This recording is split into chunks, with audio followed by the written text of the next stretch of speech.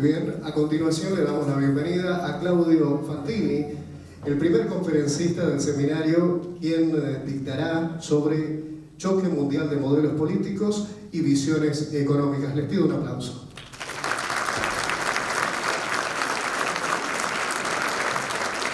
Claudio Fantini es politólogo y periodista, profesor y mentor de la Facultad de Ciencias Políticas de la Universidad Siglo XXI, titular de seminarios de teoría política y análisis geoestratégico. Es columnista habitual de La Noticia y los diarios La Voz del Interior de Córdoba y El País de Montevideo, Uruguay, además de analista político en varias radios y canales de televisión de Argentina y Uruguay.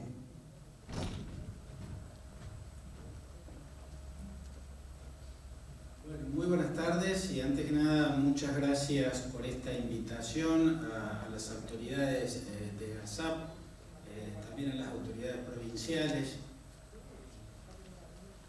y también les agradezco la oportunidad de desarrollar un tema interesante porque me parece por demás importante, incluso para todas las especialidades vinculadas a la economía y a otros rubros también, tener una suerte de postal del mundo que ya está siendo y el mundo que va a ser inexorablemente y dentro de muy poco tiempo.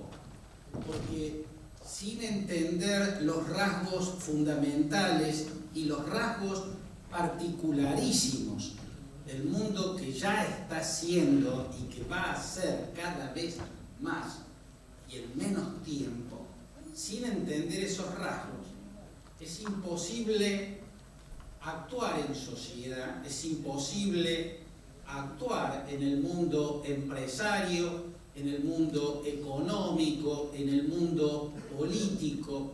Es imposible, entre otras cosas, presupuestar si no se entiende que el escenario está marcado por una sintomatología muy particular.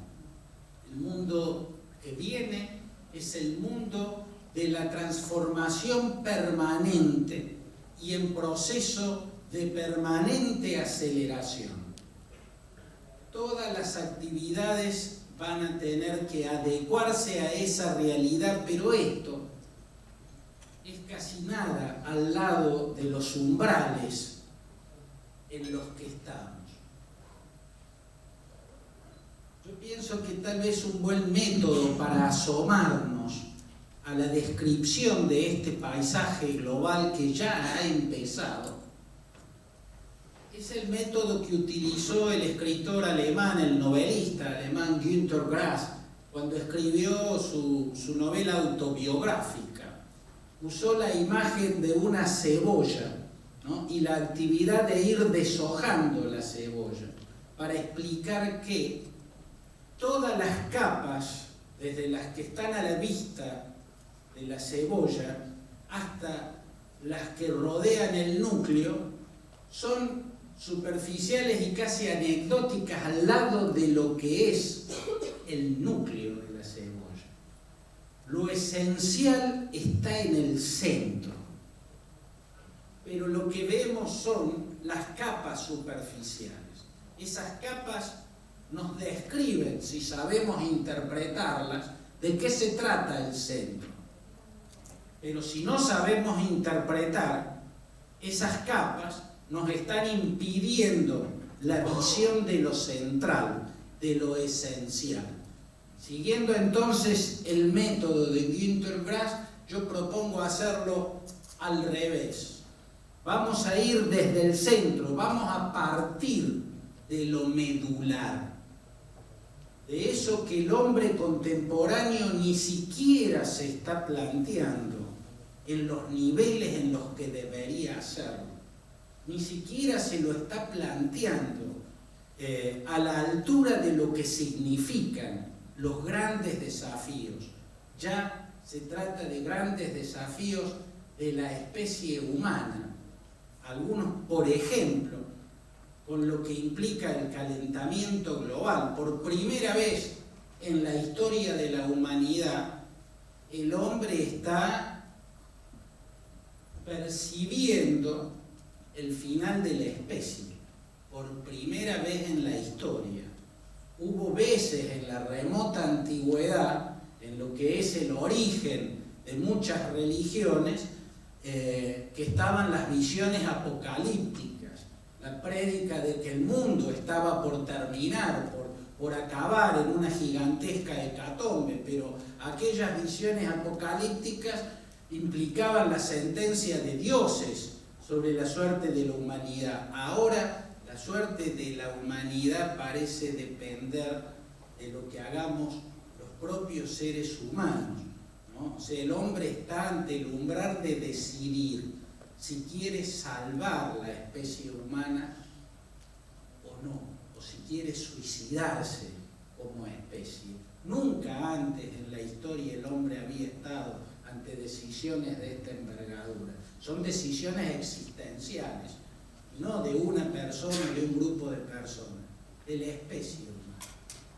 Desde este punto de vista, cuando uno se asoma a lo que fue el Tratado de París, el Acuerdo de París sobre el calentamiento global, uno ve el más importante de todos los tratados internacionales que hay a lo largo de toda la historia de la humanidad.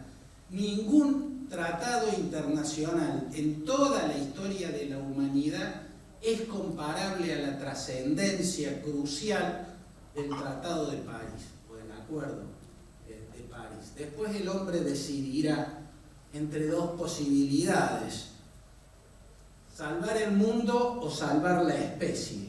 La decisión de salvar la especie ya está tomada, ¿no? Y tiene que ver con la colonización de algún punto de la galaxia donde puedan reproducirse, pero salvar la especie implica mandar un pequeño grupo que será quien volverá a multiplicarse y recreará la especie allá. Eso no implicaría que quienes habitan el planeta en ese momento vayan a estar en condiciones de sobrevivir. Miren las temáticas que se plantean como debate. Este es uno. El otro tema que está en el centro en este momento y que también tiene la misma crucialidad es lo que implica la inteligencia artificial, la biotecnología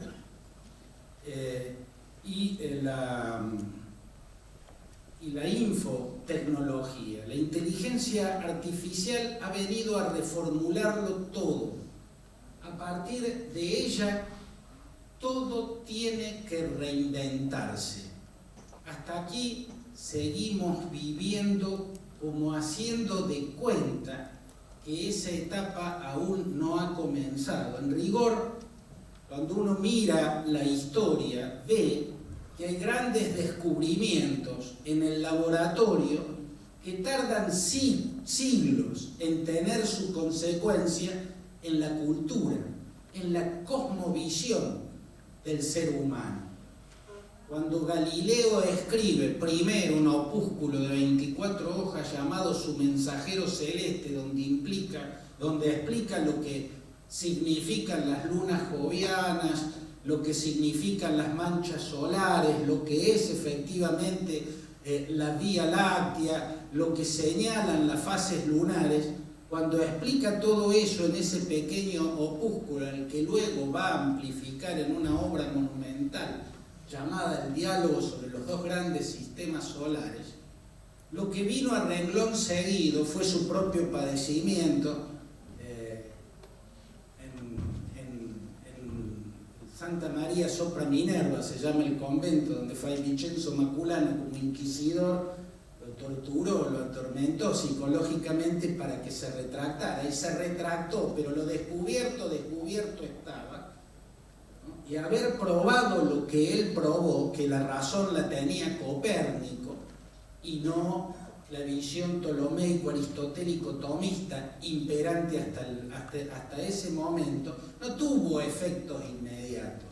Si nos ponemos a pensar ese inmenso descubrimiento, ¿no? que empieza en una obra publicada en 1905 que se llama Acerca de la electrodinámica de los cuerpos en movimiento, que escribió un joven alemán que trabajaba en la oficina de patentes de Berna, donde aparece la teoría de la relatividad, que luego va a ser probada por Eddington y por Cottingham, los grandes astrónomos británicos, los grandes astrónomos británicos. Hasta el día de hoy, el mundo, la cosmovisión de nosotros los seres humanos, no se adecuó a lo que implica la veracidad de la teoría de la relatividad. Algo similar nos pasa con la inteligencia artificial. Seguimos viviendo haciendo de cuenta que no está ocurriendo, o que el mundo que viene va a ser igual, va a ser una continuidad, y la realidad no es así. Y lo explica de manera brillante Yuval Noah Harari, un historiador israelí, que ha hecho uno de los trabajos en un par de libros más monumentales de interpretación histórica y de lo que implican los desafíos que vienen, pero que vienen no de acá a 100 años, que vienen en los próximos años. Siguiendo a Harari, por ejemplo, vemos que la democracia, igual que la economía, el capitalismo en sus distintas formas existentes, es como que en el mundo de hoy todos son capitalismos de distinto tipo, pero capitalismo al fin, van a tener que reinventarse. La democracia va a tener que reinventarse para no sucumbir. ¿Para no sucumbir ante qué? Harari lo llama las dictaduras digitales. Y Harari lo explica de un modo brillante e irrefutable. En el siglo XX, las democracias que competían contra el totalitarismo tenían una ventaja sobre el totalitarismo, ya sea en su versión nazifascista o ya sea en su versión marxista, que era la Unión Soviética, sobre todo la China de Mao Zedong y Zhou Enlai. La ventaja de la democracia es que, por su propia estructura institucional, es un sistema más descentralizado, y la descentralización le da eficacia para la recolección y el procesamiento de datos, que es lo que se necesita para la toma de decisiones. La naturaleza misma de la democracia la hace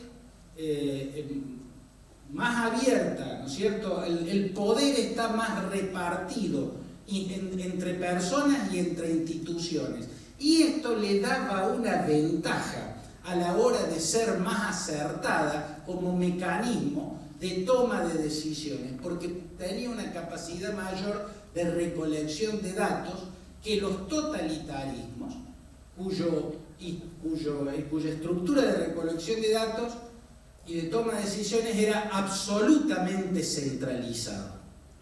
Al ser absolutamente centralizado, había una dificultad para recolectar y procesar una gran cantidad de información, y por ende las tomas de decisiones eran más accidentadas. Este es un interesantísimo ángulo de observación para entender por qué la Guerra Fría fue como fue y por qué desembocó en lo que desembocó, por qué en definitiva las democracias se impusieron a los totalitarismos en los campos de batalla y en la economía mundial. Los totalitarismos, por su concentración del poder en un solo punto, se atragantaban con la cantidad de datos y tenían dificultad para procesarlo. La democracia, con sus múltiples gargantas institucionales, tenía una facilidad en eso. Esto era en el siglo XX. En el siglo XXI, la aparición de la inteligencia artificial, de la infotecnología, de la biotecnología, crea una realidad diferente que invierte esta forma.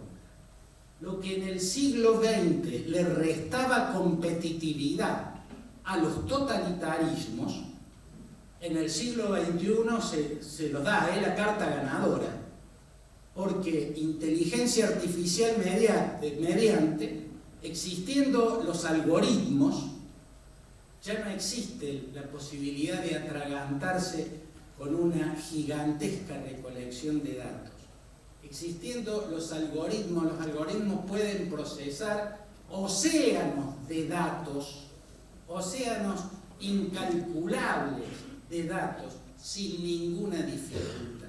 Por lo tanto, la centralización del poder, que en el siglo XX era una dificultad, en el siglo XXI es una ventaja. Por eso, en el siglo XXI podemos estar avanzando a lo que Harari, ¿no?, y otros autores con otros términos, pero Harari define como las dictaduras digitales. Las democracias en las próximas décadas, la inteligencia artificial se va a obligar, está obligando desde ya a la reinvención de la democracia. Al reemplazar todas las funciones humanas, esta es otra de los grandes desafíos. Sigo siguiendo al mismo autor, pero hay otros que trabajan lo mismo. Él tal vez lo hizo con una gran capacidad de divulgador científico, eso que también tuvo Galileo Galilei, que lo citaba recién. Al reemplazar todas las funciones de los humanos, y la inteligencia artificial puede reemplazar todas las funciones de los humanos, salvo la conciencia, pero las que son productos de la inteligencia, todas. Es fácil calcular que promediando el siglo XXI, prácticamente la inteligencia artificial va a poder realizar la mayoría o la casi totalidad de las profesiones y de los oficios, y los va a poder realizar inmensamente mejor que los seres humanos. Esto es algo prácticamente fuera de discusión. Quienes son entendidos en este tema lo están planteando de ese modo. Por lo tanto, así como se va a tener que repensar la economía, porque el capitalismo, igual que la democracia, van a tener que reinventarse. ¿Para qué? Para no deformarse y terminar convertidos en una suerte de ínfimo grupúsculo que tiene la casi totalidad del poder, imperando sobre quienes ya no van a tener el problema de la explotación, sino el problema de la irrelevancia. Y quienes van a tener ese problema es la casi totalidad de los seres humanos, porque van a ser todas las funciones las que van a poder ser reemplazadas, incluso la de los empresarios, la de los generales que definen las estrategias en una batalla, en una guerra. Nadie va a poder ser superior en su rubro a la planificación, a la elaboración que va a poder hacer la inteligencia artificial. Nadie. Y eso es algo casi absolutamente,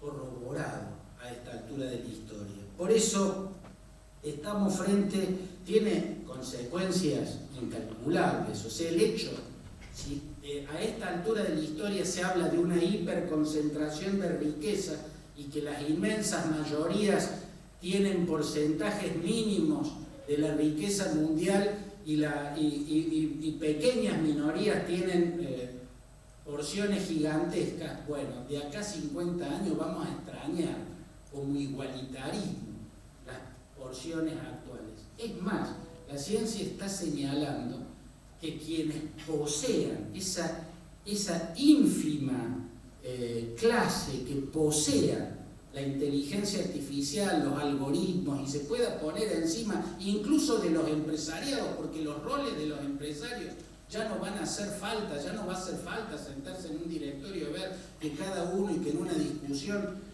definamos o se defina qué hacer con esto, qué hacer con otro. Todo eso lo va a hacer por sí sola la inteligencia artificial. Entonces, el problema que viene es el problema de la irrelevancia. y acá nos detenemos en el punto, hasta acá estaba tratando de señalar muy sintéticamente, algunos rasgos de eso que es el centro, el corazón, lo más significativo de todo y lo que menos está debatiendo en la profundidad que lo requiere el hombre de este tiempo, los gobiernos, las organizaciones internacionales. Estamos discutiendo las capas de la cebolla. Y en las capas de la cebolla está lo más visible. Y lo más visible es lo que podemos definir sintéticamente como un mundo en estado de confusión total, un mundo en estado catatónico, un mundo donde lo anómalo se convierte en regla. Vemos caer lo que antes era lo normal, de distintos modos, de distintas formas. Vemos caer las formas tradicionales de liderazgos en todos los sistemas políticos, en todas las regiones del planeta. Tendemos a creer, porque vivimos en una democracia, que este es un problema de las democracias.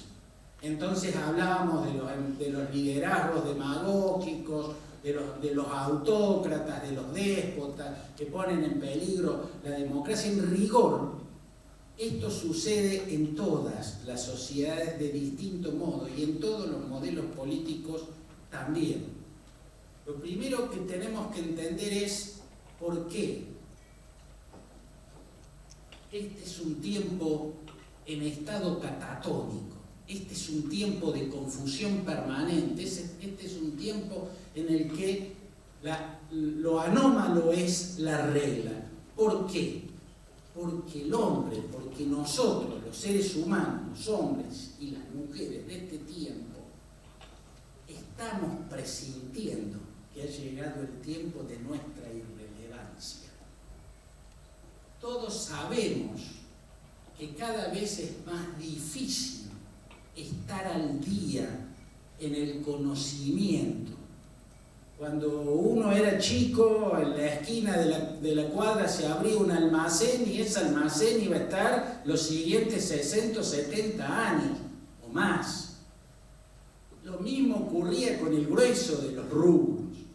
Hoy abren y cierran almacenes, boutiques, todo tiene vida efímera, todo es absolutamente cambiante y todo va a ser cada vez más aceleradamente así. Este es el tiempo, es un tiempo de incertidumbre o miedo, porque ya no sabemos cuánto va a durar, qué tiempo útil va a tener la empresa que acabo de crear, qué tiempo va a tener el conocimiento que acabo de adquirir en la universidad, qué tiempo de duración va a tener el negocio que acabo de fundar en el centro de la ciudad o en un barrio, ¿no? Cada vez nos cuesta más estar seguros de la duración de las cosas, porque vemos que comercializamos algo que al rato se extingue. Viene el momento de los telecentros, todo el mundo invierte en telecentro y dura hasta que aparece el teléfono celular, y viene otro momento que va a durar hasta que aparece, y cada vez las cosas novedosas aparecen más velozmente y van siendo capas tectónicas de cementerios de emprendimientos empresariales. Entonces, nosotros somos el ser humano al que le toca vivir la incertidumbre. Somos hijos y nietos de personas que podían imaginar su propio futuro y el futuro de sus hijos y de sus nietos. Y al mismo tiempo somos personas a los que nos resulta muy difícil. Ya no digo imaginar el futuro del nieto, ni del hijo, nuestro propio futuro. No sabemos cómo va a ser nuestro trabajo, nuestra profesión de acá a los siguientes 5 años, sino 3 o 2. Esa es una aceleración cada vez mayor. Ese es el rasgo de este tiempo con el que hay que convivir, pero ahora lo que estamos viendo son sus efectos perturbadores, las anomalías que genera el hombre en estado de incertidumbre. Es un hombre con miedo, es un ser humano con miedo, y el ser humano con miedo busca permanentemente una certidumbre que los liderazgos, los gobiernos, ya no le pueden dar. Permiso, si me permiten, me voy a sacar eso.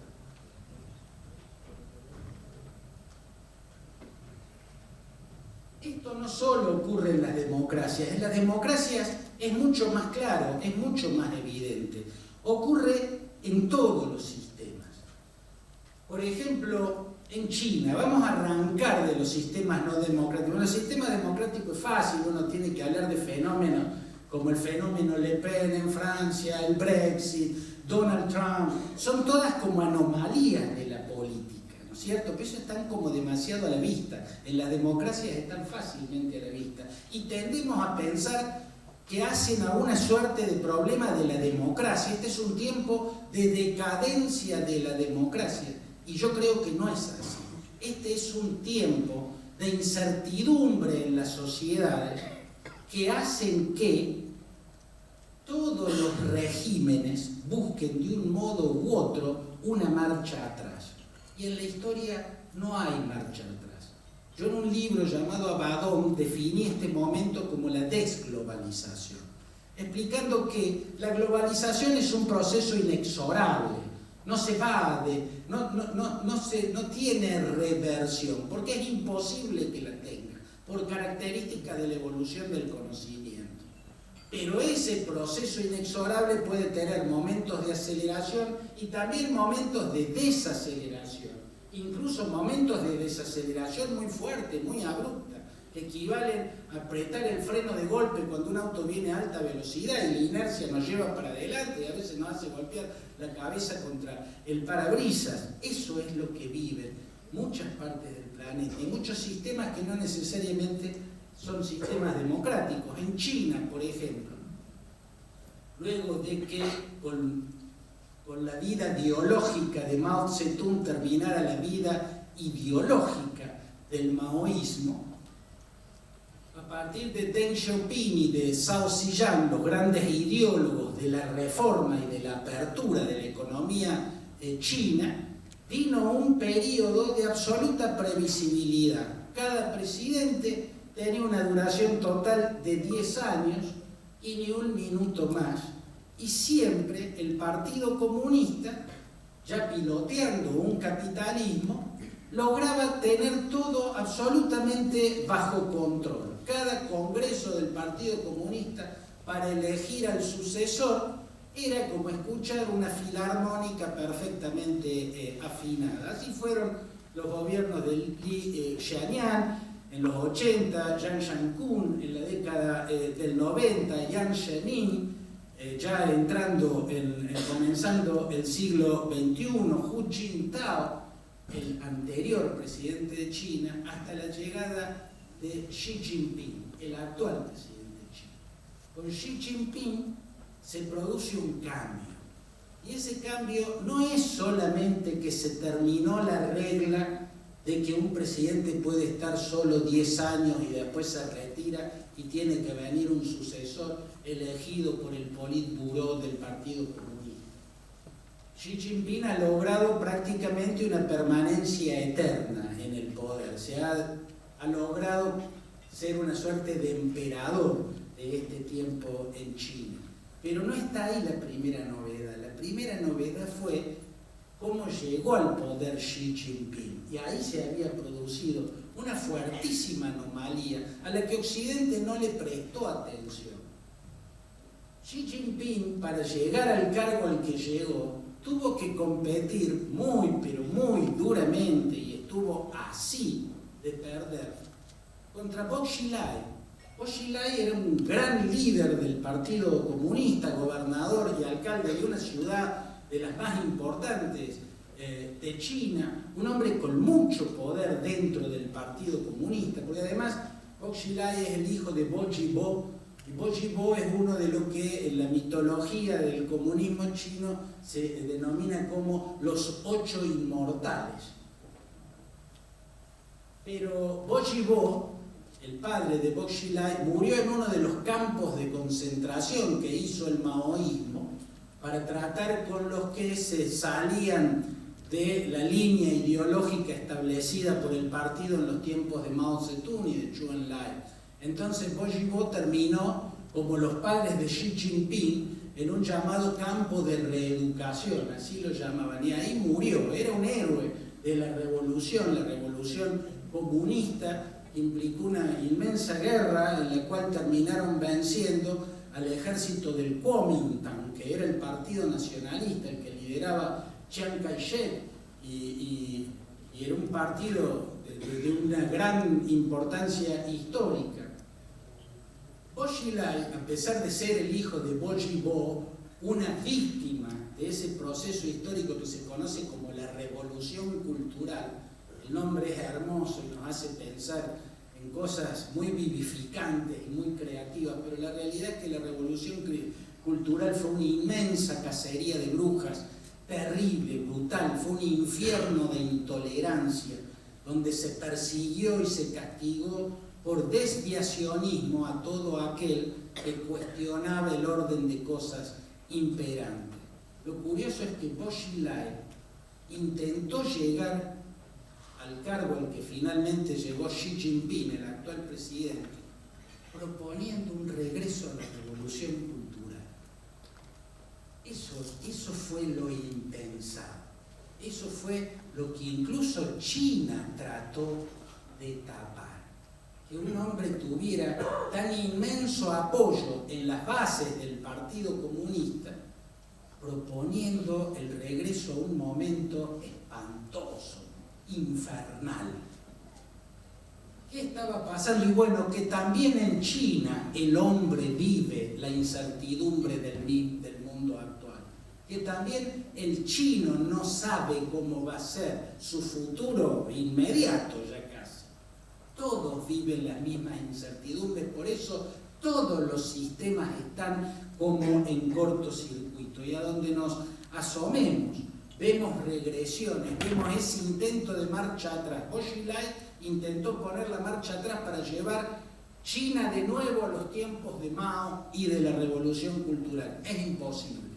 La historia puede desacelerarse, pero muy difícilmente se detiene e imposiblemente puede retroceder. La historia es un auto que no tiene marcha atrás. Tiene primera, segunda, tercera, cuarta, quinta, pero marcha atrás no. Y sin embargo, a donde miremos vamos a encontrar líderes que llevan la clave de este tiempo, proponer un retorno al pasado, lo que los sociólogos llaman las utopías regresivas y los politólogos llamamos las utopías regresivas. En la India, el actual líder indio, Narendra Modi, es del partido Bharatiya Janata, que es un partido ultranacionalista hinduista, es un partido de matriz religiosa. Ya que el Bharatiya Janata llegara al poder, era un sacudón terrible. Siempre había gobernado la India, desde que nació como república, como democracia y como Estado independiente, en 1947, con la gesta de Jawaharlal Nehru y de el Mahatma Gandhi. Desde que nació en 1947 había gobernado el partido del Congreso. Primero el propio Pandit Nehru y luego su hija Indira Gandhi. Y después siempre gente dentro del partido del Congreso, como se llama. El que hizo de la India una democracia increíble, porque es un país donde teóricamente si algo no debiera funcionar es la democracia, y sin embargo golpe de Estado no hubo nunca en la India. Hubo magnicidio de mandatarios, pero golpe de Estado no hubo nunca. El actual presidente, Narendra Modi, que ya es una consecuencia de un estado catatónico que empezó a verse en los 90 y en el 2000, hubo una elección que fue apasionante. La candidata era italiana, pero era una Gandhi, porque había sido era la viuda de Rajiv Gandhi.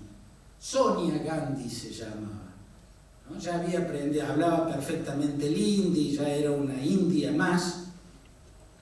pero fue a hacer campaña viendo que el partido del Congreso ya había perdido su tiempo y que se caía de a pedazos. O sea, iban a una elección a perder, y a perder catastróficamente. Entonces Sonia Gandhi, en un partido donde el apellido Gandhi es muy fuerte, donde ser de la familia de Nehru es muy fuerte, el apellido Gandhi, que viene de Indira Gandhi, no tiene nada que ver con el Mahatma Gandhi.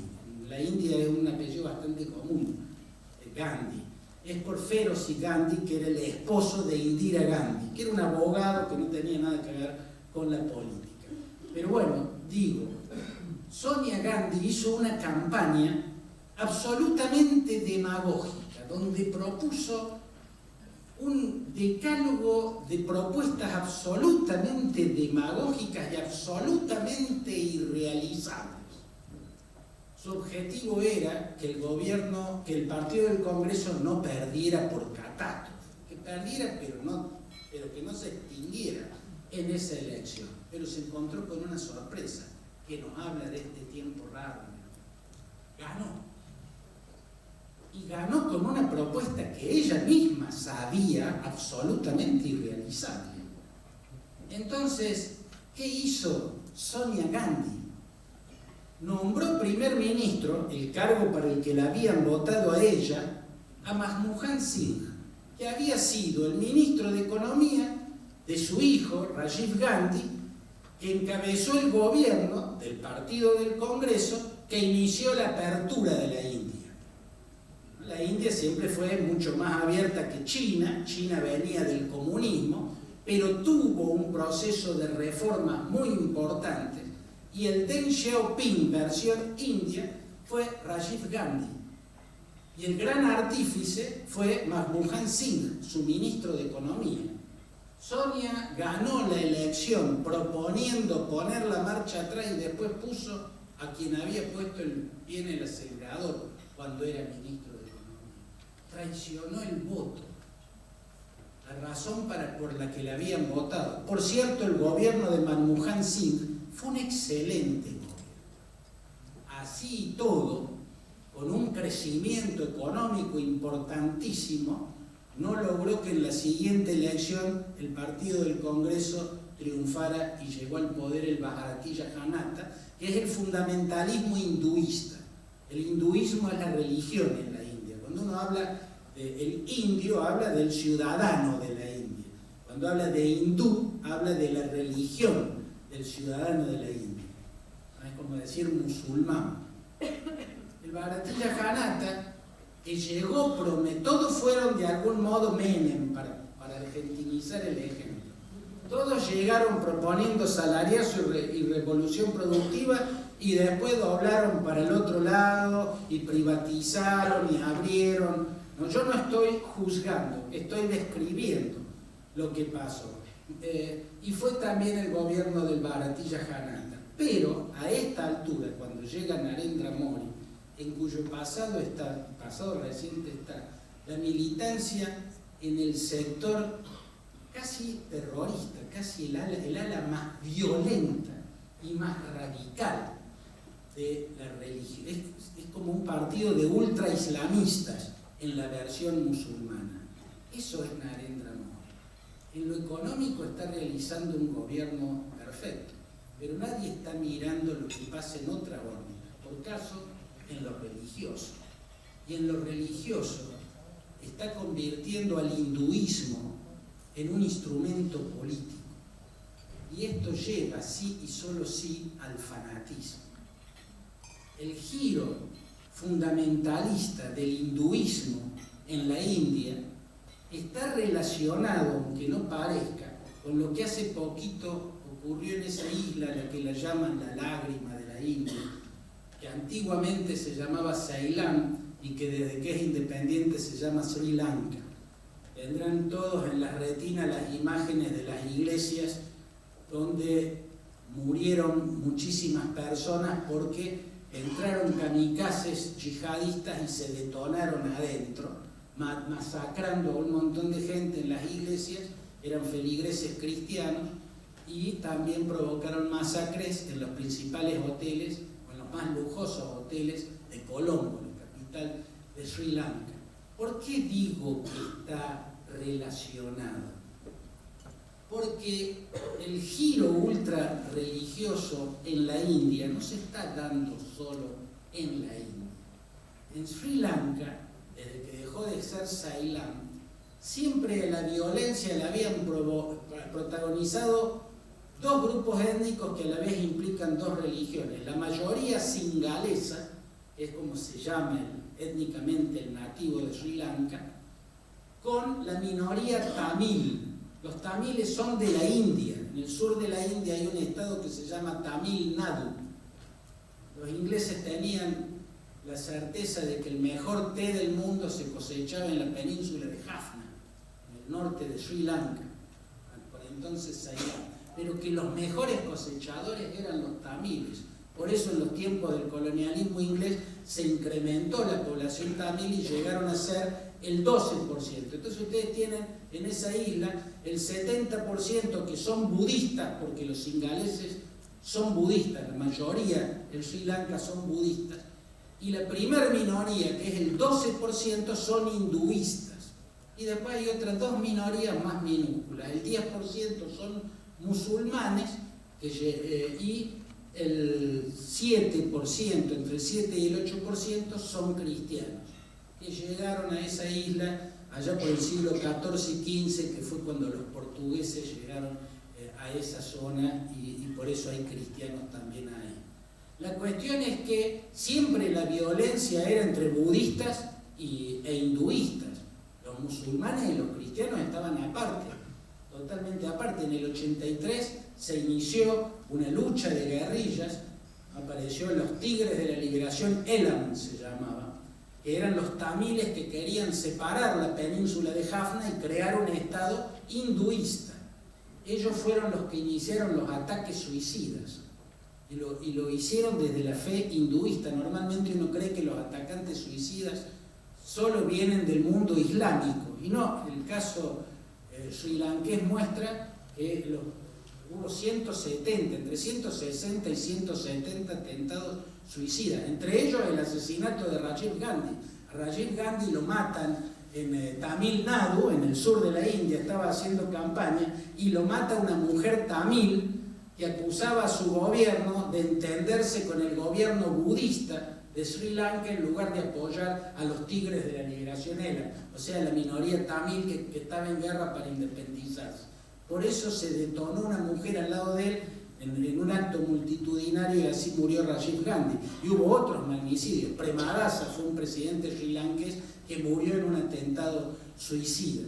Lo que nunca había ocurrido es que a una masacre la provocaran los musulmanes, mucho menos contra los cristianos.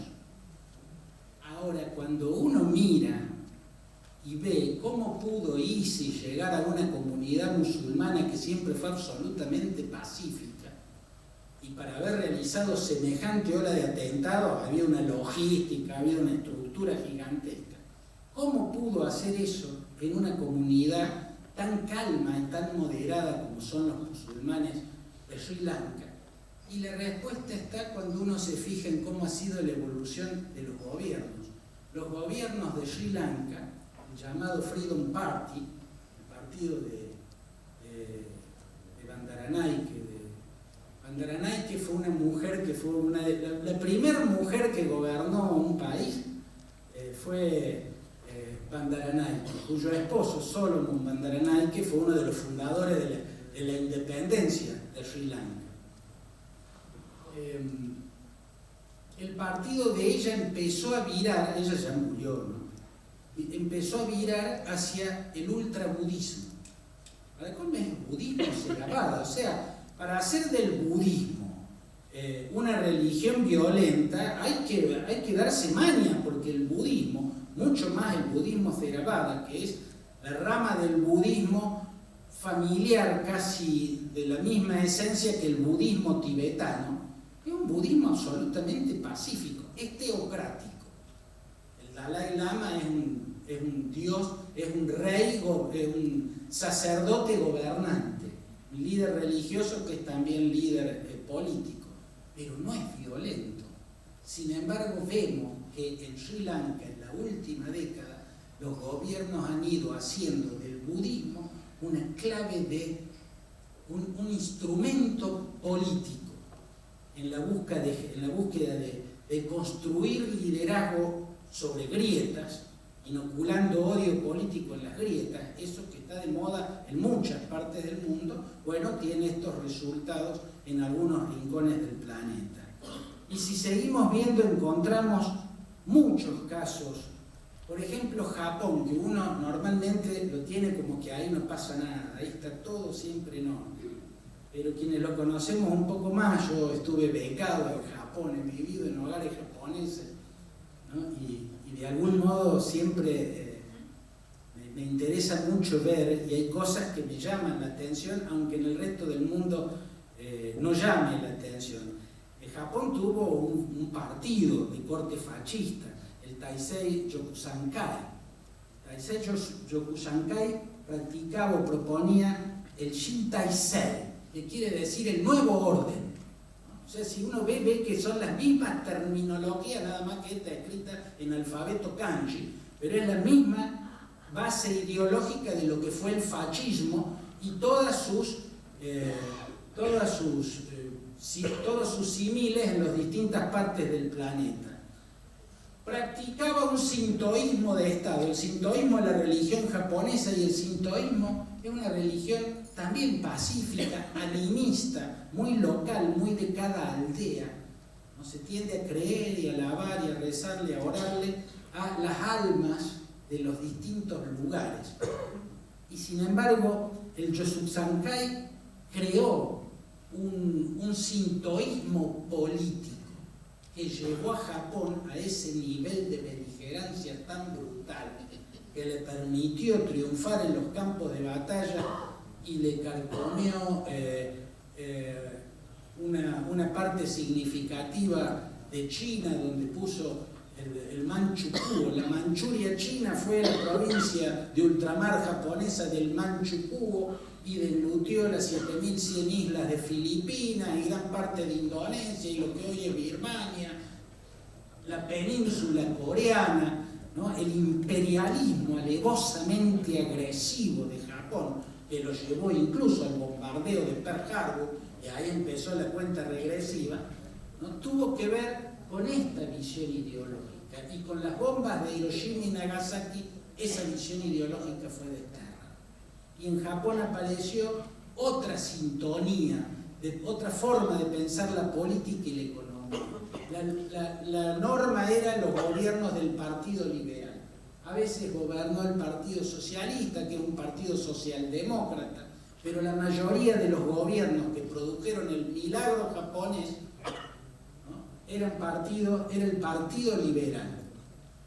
El gran milagro japonés, la gran revolución cultural, había comenzado sobre la cubierta del acorazado Missouri, cuando el enviado del emperador Hirohito firmó la rendición ante Douglas MacArthur. Hasta ese momento, en la cultura japonesa, el emperador era un descendiente de Amaterasu, la diosa solar. O sea, el emperador era un dios. Era un dios. Los japoneses vieron a su emperador como un dios hasta el día que lo vieron firmar la rendición en la cubierta del acorazado Missouri en la bahía de Tokio bajo la mirada triunfalista de Douglas MacArthur. Los dioses no se rinden. Ahí aprendieron los japoneses que los emperadores no eran dioses, eran seres humanos. La profundidad de esa revolución cultural que pasó inadvertida, pero que Estados Unidos supo entenderla, por eso lo dejó al emperador, ya no era lo mismo. Si se terminaba el shintoísmo político, ya no importaba que hubiera el emperador. Mejor, incluso si él continuaba. Pero había cosas que desde el final de aquella guerra, cuando los japoneses que se sentían una raza superior, y actuaban en consecuencia. Descubrieron que eran vulnerables y que había estados que eran más poderosos que ellos, y sobre todo fórmulas económicas que eran más poderosos que ellos. La producción en serie en los niveles en que lo practicaba el capitalismo norteamericano. Por eso tenían todo el tiempo lluvias de aviones B-29 dejando caer lluvias de bombas y bombas y bombas y bombas. Ahí empezaron a mirar para otro lado y a buscar otro modelo de economía. Y hubo un templo, Yasukuni, que está en el corazón de Tokio, al que no visitó nunca más un gobernante. Yasukuni es un templo que honra a miles y miles de muertos en batallas de la historia, en guerras de la historia de Japón. Pero hay 14 de esos muertos que fueron grandes mariscales en los tiempos del Japón criminalizado, que invadía Corea, que le quitaba la Manchuria a China, que invadía Filipinas, Birmania, Indonesia, que hacía desastres por todos lados. Esos 14 criminales de guerra no podían ser homenajeados y nunca más fue un gobernante al templo de Yasukuni. Siempre el gobernante que llegaba en los tiempos en que gobernaba el Taisei Yokusankai, el partido de la versión fascista de los japoneses, empezaban su mandato yendo a Yasukuni y encomendándose a las almas de sus héroes. Desde el final de la Segunda Guerra Mundial apareció el nuevo Japón y nunca más un gobernante fue a Yasukuni, hasta que llegó este primer ministro, Shinzo Abe. En realidad Junichiro Koizumi, el anterior, y Nakasone, otro anterior, habían ido, pero muy sigilosamente, y solo a la vista de algunos sectores muy ultraconservadores con los que quisieron congraciarse. Pero Shinzo Abe, el actual primer ministro, inició su gestión yendo al templo de Yasukuni, el templo maldito de la historia de la. Y eso es un mensaje. Acá es lo mismo que nada. En China se le ponen los pelos de punta, en Corea se le ponen los pelos de punta, en Filipinas, en Indonesia, en todos los que padecieron bajo esos generales criminales, ¿no? Les parece inconcebible como mensaje. Shinzo Abe no es ningún fascista, pero ha planteado una serie de cosas que nos muestra la versión japonesa de la extraña postal de este tiempo, de este tiempo de anomalías, donde lo anómalo pasa a ser la regla. De aquel más ya, volver a visitar Yasukuni para los primeros ministros va a volver a ser la regla. Y también tal vez avanzar en lo que ha plantado Shinzo Abe, que parecía imposible que lo planteara un gobernante japonés, tener un arsenal nuclear. Como país víctima de una guerra, de ataques atómicos, Japón se había jurado a sí mismo y ante el mundo que iba a luchar siempre por el desarme nuclear y que nunca iba a fabricar bombas atómicas. Ahora lo está planteando el gobierno. Y ya dentro de poco ya habrá mayorías parlamentarias que le den tratamientos a esas cosas. Las anomalías están en otros puntos del planeta.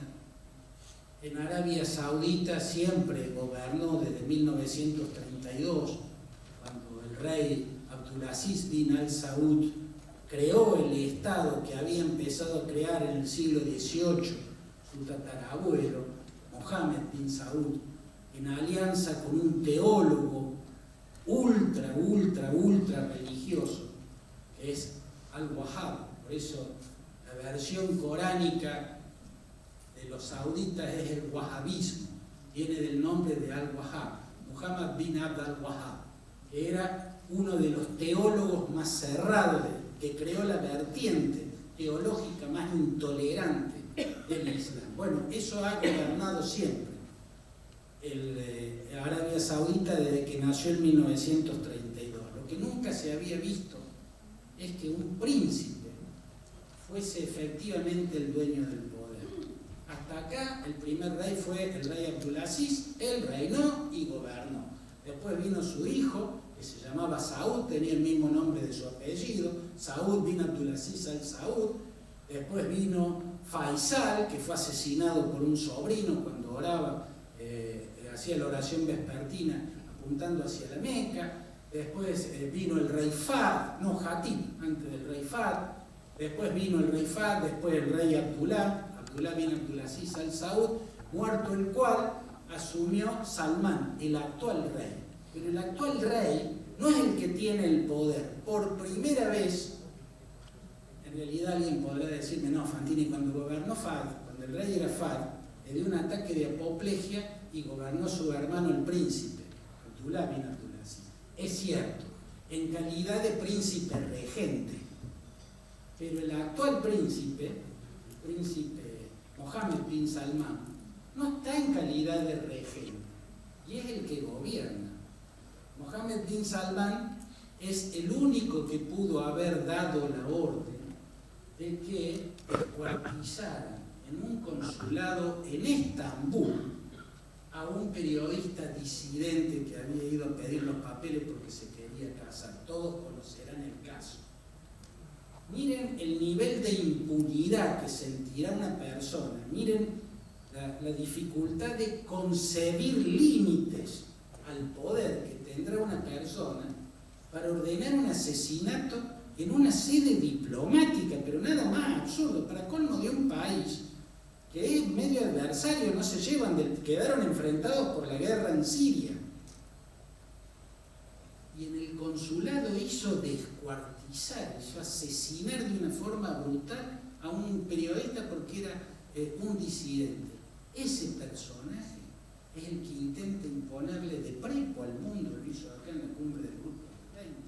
Podría haber venido su padre, el rey Fahd, o haber venido cualquier otro. Sobran príncipes, son cientos los príncipes en Arabia Saudita, pero vino él, porque Arabia Saudita le está imponiendo al mundo que reverencia a sus líderes, hagan lo que hagan.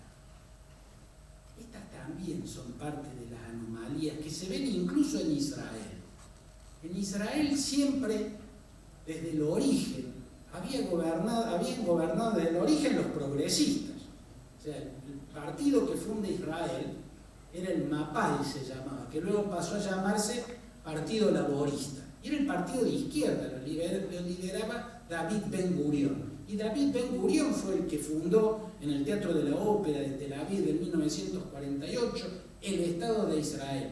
Y los laboristas gobernaron, la izquierda gobernó Israel todas las primeras décadas y logró las grandes victorias militares que tuvo Israel, la de la propia guerra de 1948, apenas nacidos sus vecinos que no lo reconocían y le hicieron una guerra, la ganó Israel. En 1967, la guerra de los 6 días, la ganó Israel en solo 6 días.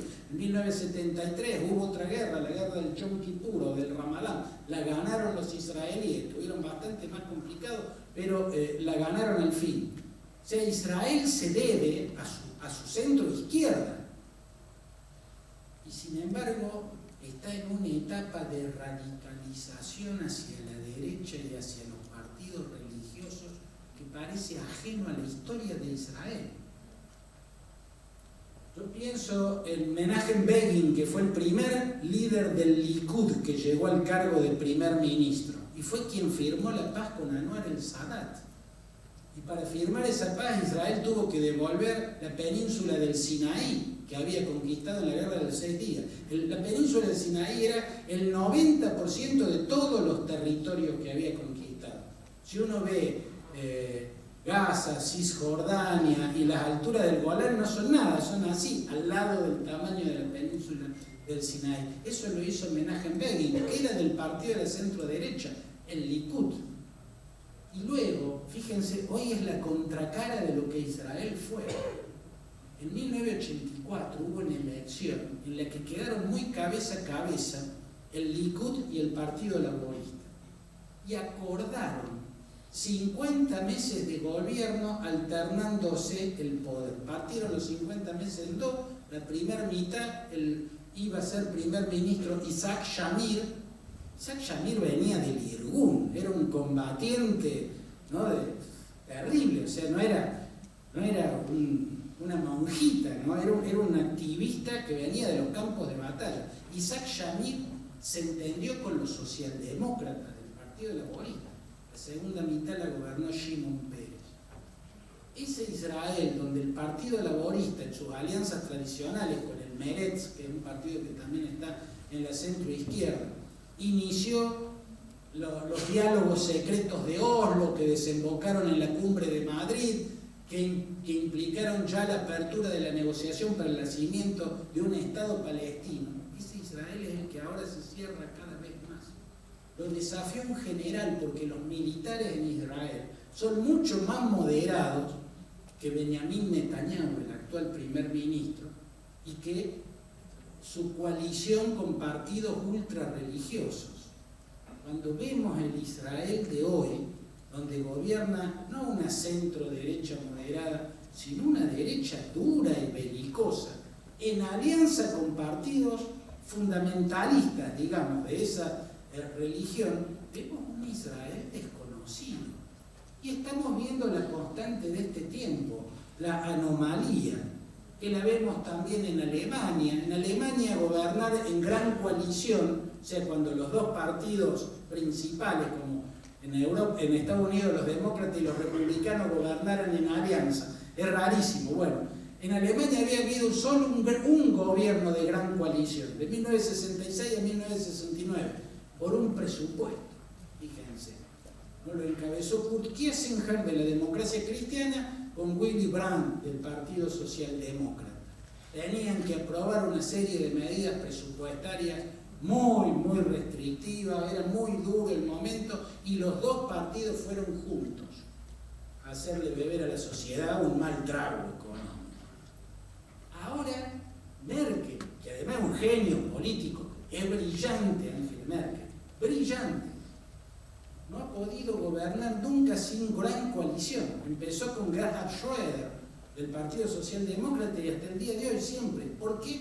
Porque si no se unen con el otro partido tradicional, al poder llega por la izquierda Die Linke, que quiere decir la izquierda, un partido marxista que propone volver a la Alemania marxista, propone como modelo de Alemania lo que era la RDA. Parece absurdo, eso. O Alternativa por Alemania, que son neonazis, son nazis, lo reivindican a Hitler. Fíjense lo que está pasando políticamente en Alemania, país más avanzado, más racional, más progresista, más pujante, una democracia envidiable. Bueno, también ahí pasan estas cosas. En Estados Unidos, solamente una vez había habido un gobierno de coalición. Winston Churchill, del Partido Conservador, con el laborista Clement Attlee. ¿Por qué? La Segunda Guerra Mundial.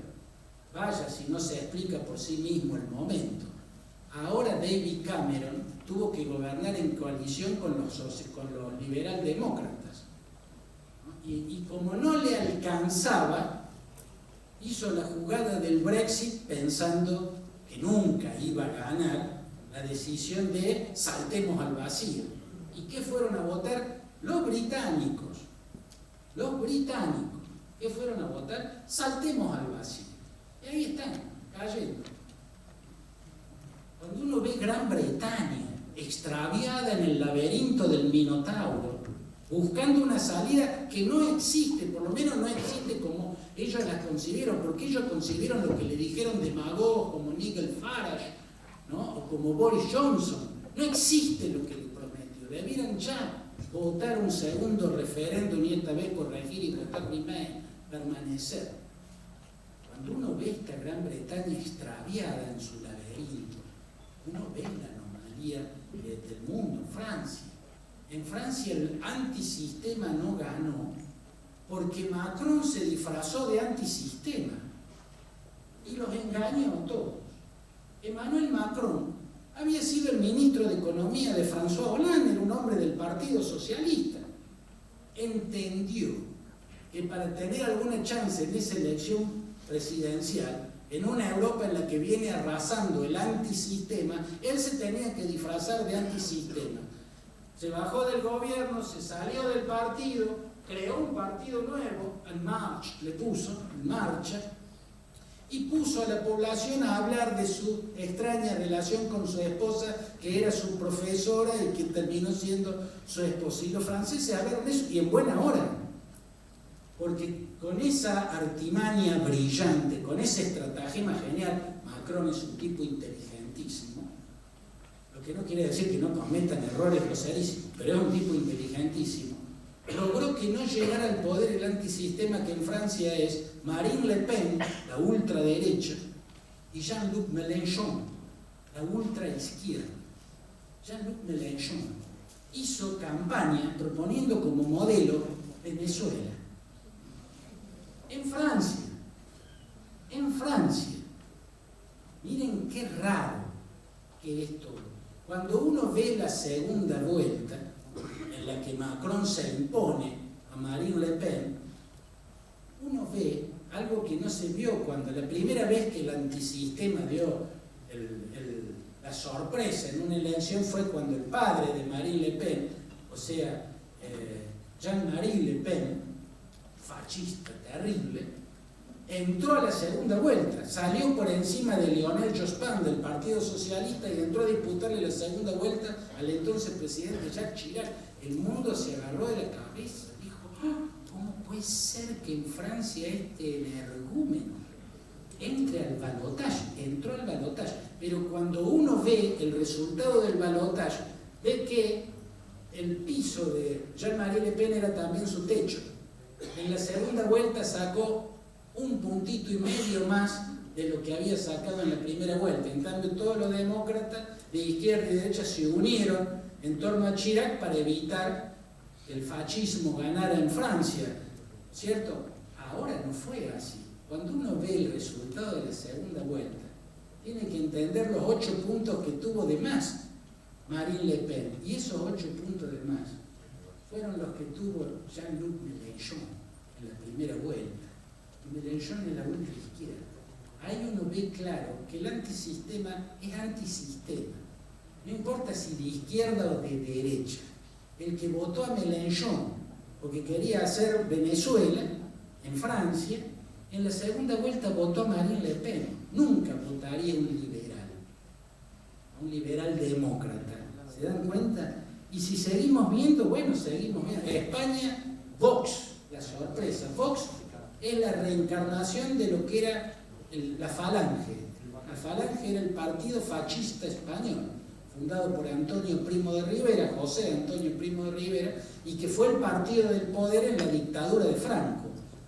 El ultranacionalismo español, el fascismo español, es ultrarreligioso, es ultracatólico. Bueno, España es un país creado por 2 reyes fundamentalistas, Isabel la Católica y Fernando de Aragón, que unieron el territorio a fuerza de guerra santa, expulsando judíos y expulsando musulmanes. Por eso tiene un componente tan fuerte la religión en la ultraderecha. En el falangismo, en los tiempos de Franco, Franco fue una suerte de ayatolá en España. Era la única constitución confesional que había en Europa, la única. La nuestra es una constitución ecléctica, pero es fundamentalmente laica. La de Francia es una constitución absolutamente secular. La de la Unión Soviética era una constitución atea. Y después están las constituciones confesionales, o sea, religiosas. Arabia Saudita, los Emiratos Árabes, la República Islámica de Irán y la España de Francisco Franco.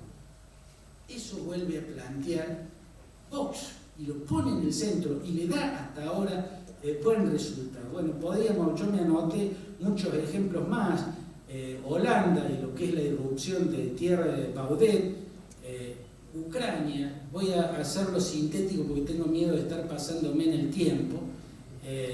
En Ucrania hemos visto algo fascinante. Hemos visto una clara imagen de lo que pasa en este tiempo. Ucrania es una nación con la forma de una efigie del dios Jano. El dios Jano es aquel cuya efigie es una cabeza con 2 rostros contrapuestos. Estaba en una de las colinas de Roma, su templo, ¿no? Y miraba hacia un punto cardinal y exactamente hacia el contrario. Bueno, Ucrania es un país diojano y tiene rostro, tiene un alma que mira a Rusia y se siente Rusia, y Rusia siente que Ucrania es Rusia. Y tiene otro rostro que mira hacia Europa y quiere irse corriendo con Europa, hacia Europa, alejándose de Rusia. Son dos fuerzas contrapuestas absolutamente. Así nació Ucrania. Rusia no puede entender que Rusia nació en Ucrania. La palabra Rusia viene de Rus, que eran las confederaciones de tribus eslavas más antiguas. Y el primer primer gran asamblea de jefes tribales eslavos, fue en Kiev. Se le conoce como el Rus de Kiev. Kiev es la capital de Ucrania. Para los rusos, los ucranianos y la lengua ucraniana es un invento de Polonia, y la lengua ucraniana es un dialecto que inventaron los polacos para crear ahí un territorio y sacárselo a Rusia. Es un problema muy complejo, pero desde que terminó la Unión Soviética siempre tuvo o presidentes prorrusos o presidentes antirrusos.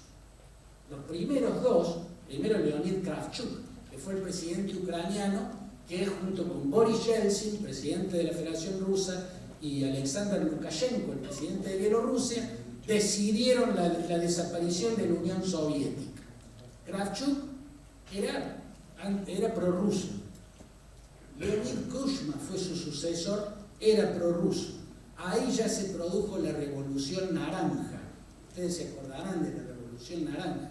Y vino la elección que ganó Viktor Yushchenko, el hombre que tiene la cara deformada, porque lo envenenó un agente ruso, ¿no? Y le deformó la cara, que era uno de sus capitales políticos, porque el tipo tiene una pinta que raja la tierra. Era uno de sus capitales. No murió, pero le quedó el rostro deformado. El gobierno de Lukashenko fue el primer gobierno antirruso, pero se pelearon entre ellos, él y Yulia, ella. Bueno, salió todo mal, entonces la siguiente elección ganó Yanukovych, otro prorruso. ¿Ven cómo el trayecto es, bueno, voto a este, no me sirvió, me vuelvo al otro, no me sirvió, vuelvo a este, no me sirvió, me vuelvo al anterior, ¿no? Y así fue. Después de Yanukovych fracasó, vino el Euromaidan. Maidan es la plaza central de Kiev, y ahí se produjo la siguiente Revolución Naranja. Cayó Yanukovych y vinieron de nuevo los prorrusos. El último prorruso era Poroshenko, ¿no? Una empresa, un magnate de la industria del chocolate, que ya era buscado fuera del sistema. El tipo era un empresario, pero era del partido antirruso. Y en esta última elección es como si hubiese ganado Tarico. O sea, ganó un humorista. Zelensky es un humorista además muy joven, ¿no? Cuyo programa, Servidor Público, él hacía de presidente y satirizaba a los presidentes, burlándose, pero desde el humor, burlándose de la política. El tipo se fue a quien la desesperación del ucraniano de este tiempo. O sea, ya no fue más, no se quedó entre el prorruso y el antirruso, el prorruso y el antirruso. ¿Qué es Zelensky? Y está en un partido antirruso, pero él es un ruso hablante. El este de Rusia, donde está la región del Donbass, que hoy está en guerra, y la península de Crimea, esa parte fue muy rusificada desde los tiempos de Catalina la Grande, cuando iba el príncipe Potemkin con los ejércitos cosacos y vencía a los canatos musulmanes, y lo fue hasta que los expulsó del otro lado del Mar Negro. Entonces hay mucha población ruso hablante, hablan en ruso. Zelensky, el tarico ucraniano que se convirtió en presidente, es de la etnia rusa, pero es de un partido pro-europeo. Fíjense qué forma extraña de buscar una síntesis. Lo que quiero decir es que en Ucrania también vemos, ¿no?, la sociedad desesperada, la sociedad en busca.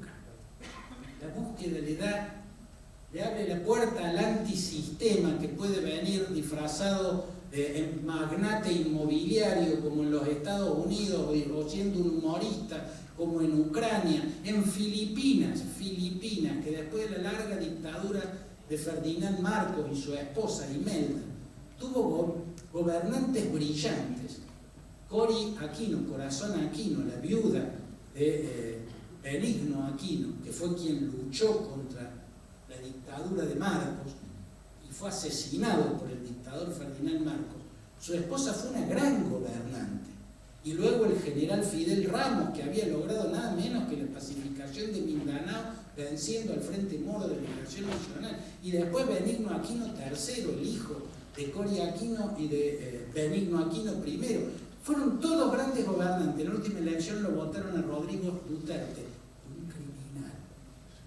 Un criminal impresentable, un criminal que oficialmente y en actos públicos cuenta sus crímenes, cuenta asesinatos realizados por él y dice barbaridades. Filipinas no es un estado fallido del centro africano. Filipinas es una potencia asiática, es un estado importantísimo. Y está en manos de un personaje que es inexplicable. Hay muchos más personajes inexplicables y está lo que se percibe en la misma América Latina, pero me da miedo, siento que me van cercando, no sé si se me ha acabado el tiempo. Díganme, ¿me quedan 10 minutos? Ah, bueno, me queda mucho tiempo.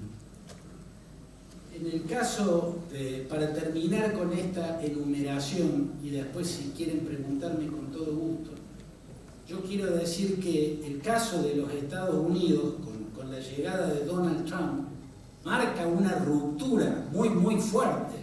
Normalmente en Estados Unidos, como heredada de aquellos pioneros puritanos y cuáqueros que llegaron en el Mayflower, ¿no? Los primeros colonos que fundaron las primeras 13 colonias, ¿no? Sobre la costa este, a Estados Unidos le quedó una cuestión moral muy fuerte en la política.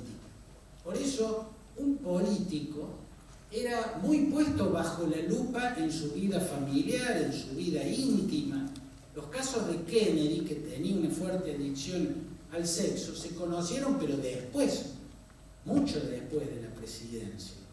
Y hubo casos como, por ejemplo, Gary Hart. Gary Hart era un tipo formidable, tenía un discurso estupendo. Iba a ganarle la elección a quien había sido director de la CIA, embajador en China y vicepresidente de Ronald Reagan, o sea, Bush padre, George Herbert Walker Bush. Le iba a ganar el demócrata Gary Hart. En una conferencia de prensa, un periodista le preguntó: ¿usted tiene una relación extramarital con una modelo que se llama Donna Rice? No, dijo. No. Y los desafío a que me sigan para ver y probar que yo soy fiel a mi mujer. Este periodista lo siguió y lo encontró con Donna Rice. Era una modelo despampanante. En Argentina ganaba una elección con esa modelo, pero en Estados Unidos la perdía automáticamente. Y un tipo brillante, Gary Hart, tuvo que dar un paso al costado ya en la recta final de la campaña. O sea, asumió como candidato Michael Dukakis, que era el gobernador de Massachusetts. Tenía menos encanto que una babosa. Perdió mal. Pero miren el peso que tenía. Cuando uno ve un país donde la política, la cuestión moral, la moral con la familia, la cuestión con la mujer, la fidelidad, ¿no? Ese viejo dicho norteamericano de quien engaña a la mujer, ¿por qué no va a engañar al pueblo? ¿No? Y tenía una lógica muy grande, pero le viene de la matriz religiosa. Que allí haya sido votado como fue votado Donald Trump, cuando se le conocía una larga lista de cosas además espantosas, era sexo casi violento, denuncias de abuso, denuncias de acoso, grabaciones en las que él mismo fanfarroneaba y de manera indecorosa, de manera lasciva, vulgar. Nadie podía ganar en los Estados Unidos una elección, ¿no? Con esos datos en su política. Y en el caso de Trump no importó. Peor aún, nadie podía ganar una elección en los Estados Unidos estando sospechado de tener relación con el presidente de Rusia, con el jefe del Kremlin. En Estados Unidos hay una cultura que viene desde Alexander Hamilton. Hamilton es uno de los padres de la Constitución, Hamilton, Madison, Jefferson. Hamilton, en uno de los textos que escribió, Federalista se llamaba, desarrolló toda una obsesión que tenía de que nunca, o sea, el sistema electoral es prácticamente desde el nacimiento de Estados Unidos, o sea, se vota indirectamente, se vota un colegio electoral. En gran medida era para que el colegio electoral, en la visión de Hamilton, jamás cometiera el error de votar, de convertir en presidente a alguien que pudiese ser manejado desde una potencia extranjera. Era una obsesión de Hamilton. Por eso, a quienes él decía, no importa que a usted, elector, lo haya votado su partido y que su partido quiera que usted vote al candidato, no importa, usted como elector, si surge un dato que pone en duda que ese hombre puede estar siendo controlado desde una potencia extranjera, usted tiene que votar en contra y votar al otro candidato aunque sea rival. Esto es algo que desarrolló Hamilton, por eso a quienes votan en contra de su candidato en las elecciones norteamericanas se les llaman el Hamilton Electors, ¿no? Y los Hamilton Electors, hay mucho, bueno, hay una novela muy linda, acción, de un novelista que se llama Richard Condon, ¿no? Que se llama The Manchurian Candidate, que uno cuando lee esa novela, yo cuando vi Homeland me di cuenta que estaba basada, yo no sé si vieron Homeland, si no la vieron, véanla, porque es estupenda, y tiene que ver con eso, ¿no? El The Manchurian Candidate era un marín norteamericano en la guerra de Corea que queda atrapado por los norcoreanos del ejército de Kim Il-sung y lo recluyen en Manchuria en un campo de concentración manejado por los soviéticos. Después sale libre, mucho después del final de esa guerra, que fue de 1960 al 63, del 50 al 53, mucho después de esa guerra, este hombre sale libre, vuelve a los Estados Unidos con la historia de que había escapado de ese campo de concentración, se convierte en una figura y escala hasta llegar a la presidencia de los Estados Unidos. En realidad era un agente del Kremlin. El Kremlin le había lavado la cabeza. Este es un libro de la década del 50. En 1957 se publicó The Manchurian Candidate. Cuando uno lee eso, entiende una forma de procesar la política que es tradición en los Estados Unidos. Es una obsesión. Trump llegó a la presidencia a pesar de eso. A pesar de dos fuertes tradiciones, la moral y la política.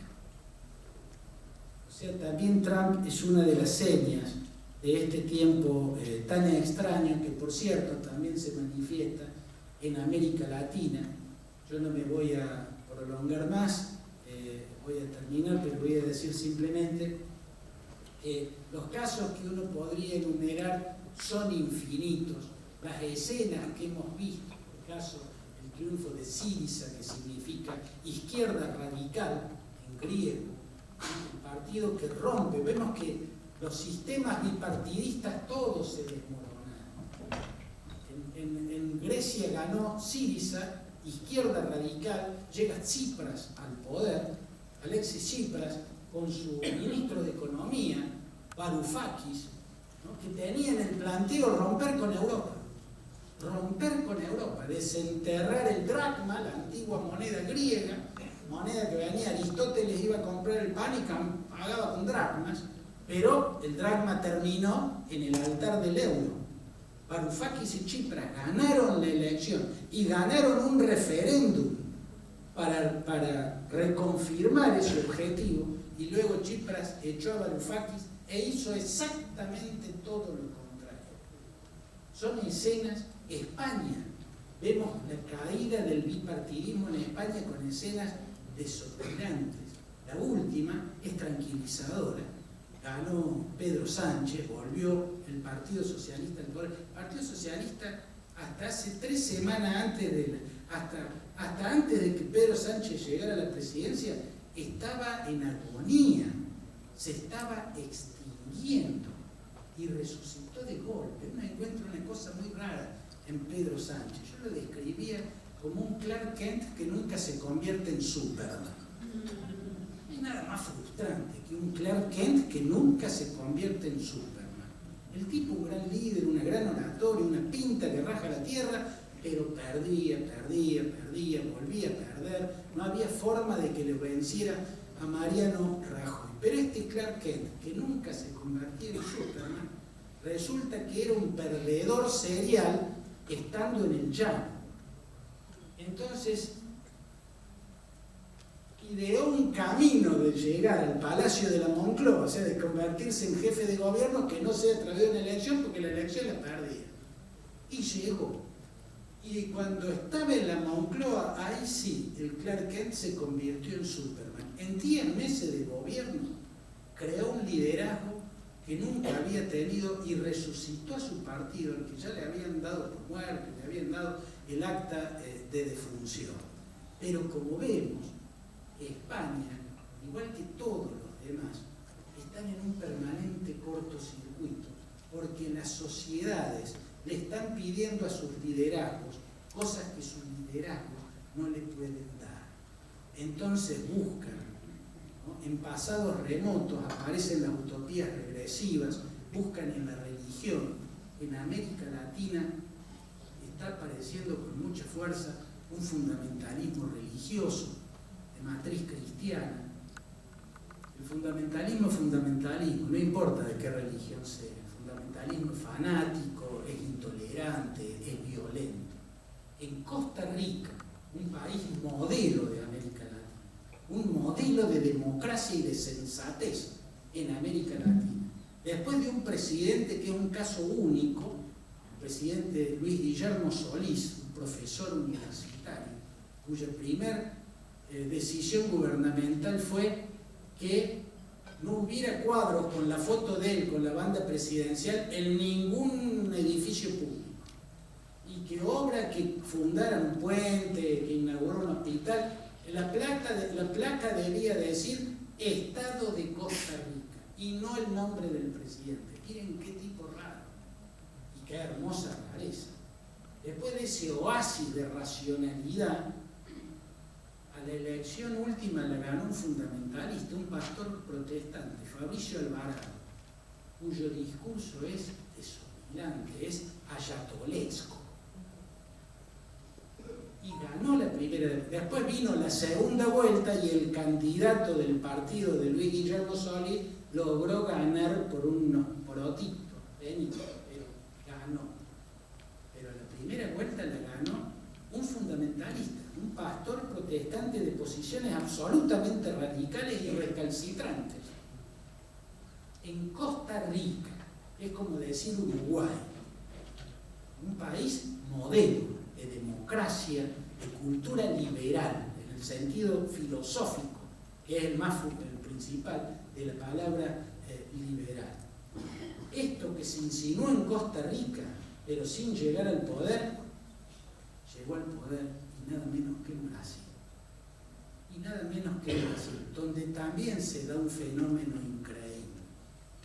Con un discurso, con un currículum como el que tiene Jair Bolsonaro, nadie podía llegar a la presidencia de un país. Yo lo definía, cuando todavía ni siquiera era un candidato con posibilidades, yo lo definía como un hombre con incontinencia barbárica. Como legislador tenía una suerte de incontinencia barbárica que lo llevaba a decir las cosas más horribles, las cosas más monstruosas, las cosas más criminales. Y las decía, las vomitaba en público. Porque no eran off the record y un periodista lo filtró. No. Eran los discursos en el Parlamento, como cuando votó el impeachment contra Dilma Rousseff y elogió al militar que la torturaba en la prisión cuando ella era presa política. Elogiar la tarea que hacía un hombre cuando esa tarea era, ¿no?, sacar una rea de los pelos, atarla, tirarla al suelo, patearla, apagarle cigarrillos en los senos, pasarle picanas en la vagina.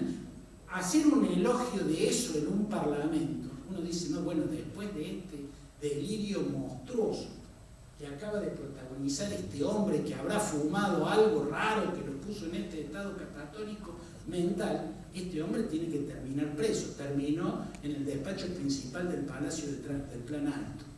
¿Por qué puede ganar lo que yo llamo el liderazgo repugnante? Porque cuando uno ve el historial, lo que lo hizo célebre, uno encuentra eso. Un hombre que hizo política a partir de lo repugnante. Bueno, es una de las grandes preguntas de este tiempo, que lo que nos muestra son más allá de las cuestiones puntuales, la corrupción de bueno, el lavallato, está bien. Pero tenían 1000 formas de no votar al PT sin votar a Bolsonaro.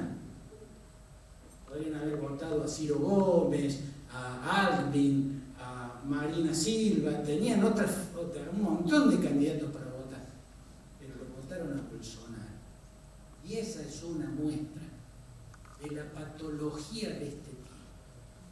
Esa es una muestra más de las tantas de la patología de este tiempo. Esto concluye la descripción de esas capas,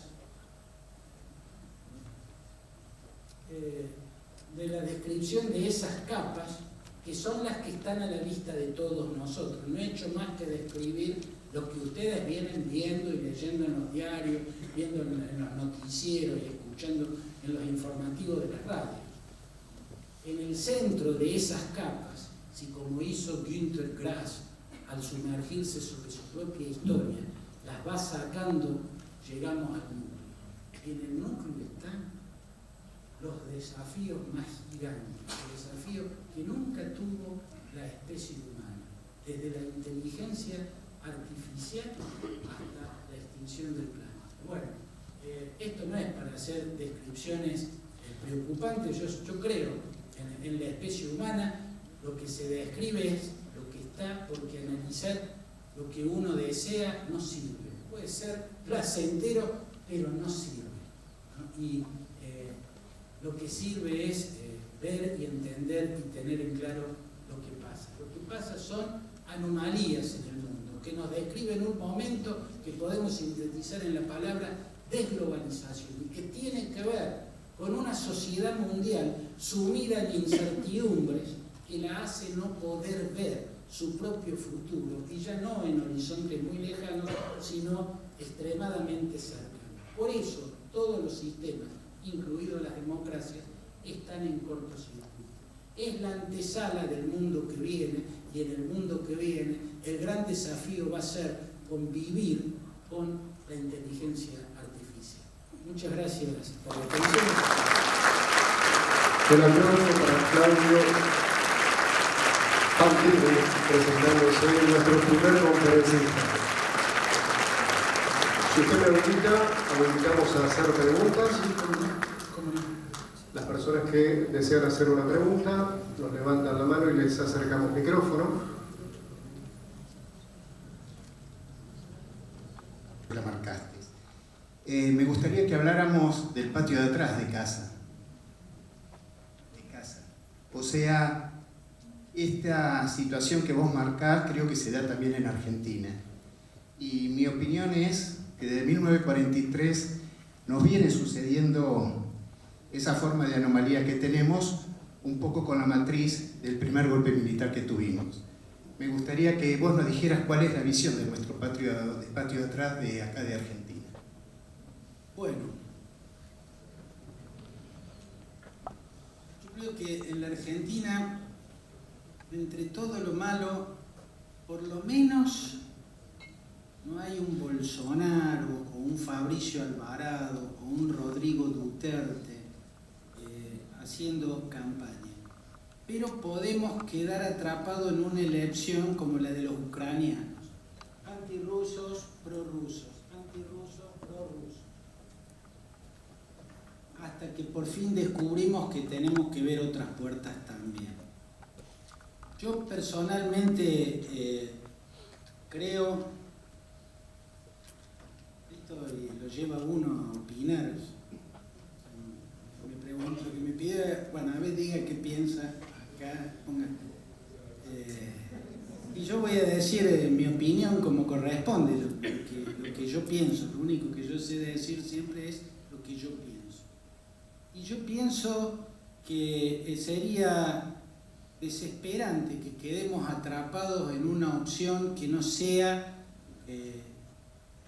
una opción tomada por espanto.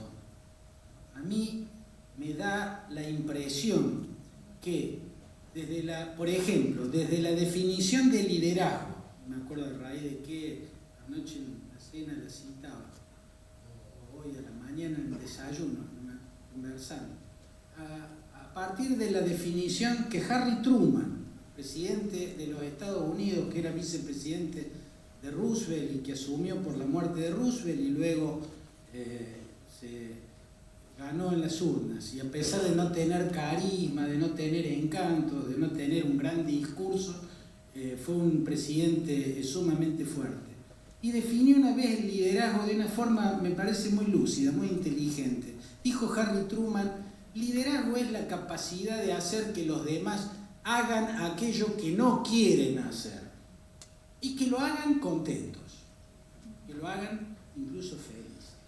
Esa es una definición perfecta de liderazgo. Desde esa definición de liderazgo, no puedo no llegar a la conclusión de que Macri no tiene liderazgo, no logra que los otros hagan, ni siquiera los que les gustaría hacer, aparentemente. O sea, por un lado me encuentro con un liderazgo absolutamente agotado, un liderazgo que pudo aparecer en un momento en que había una sobredosis de ideologismo, ¿cómo diría? Era el gobierno de Cristina Kirchner, desde mi punto de vista, tenía algo voltairiano, ¿no? Por ejemplo, Charles Papé, uno de los mejores biógrafos de Voltaire, escribió magníficamente cómo Voltaire, ese gran filósofo francés, el que escribió el tratado acerca de la intolerancia religiosa a propósito de la muerte de Jean Calas, ¿no? Y escribió novelas como Cándido, que es profundamente filosófica, y tantas otras cosas. La Henríada, ¿no? Donde destaca Enrique IV por haber permitido la libertad de culto.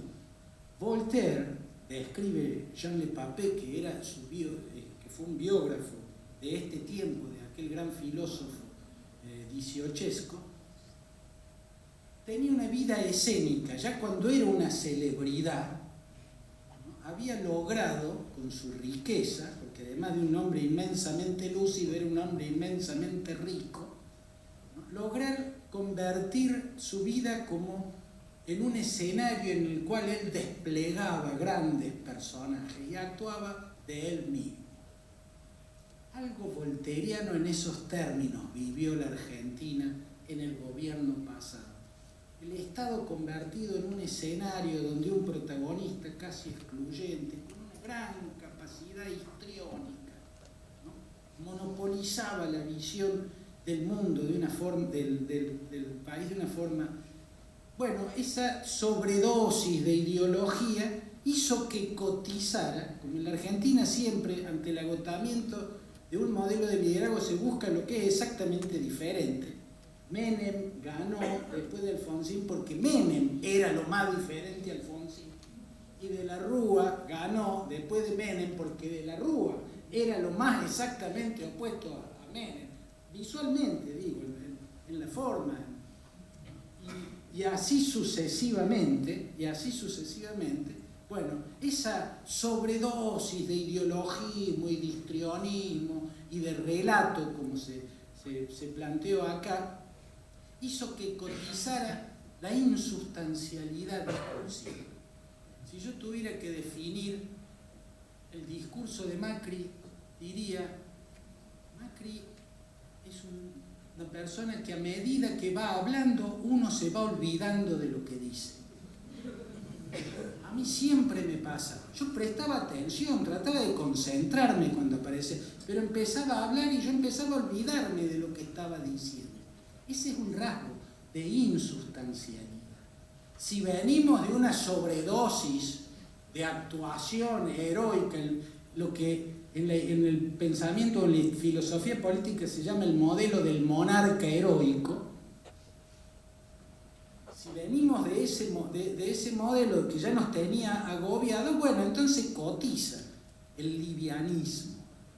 Ahora, el livianismo sirve, ¿no? O sea, bailar con globo sirve en la medida que las cosas vayan bien. Si las cosas se complican, ¿no? Lo que hace falta, sobre todo en situaciones ya tan angustiantes de la economía, y después de tantas certezas anunciadas que terminaron estallando como pompas de jabón, lo que se impone es la explicación. Liderazgo es explicar.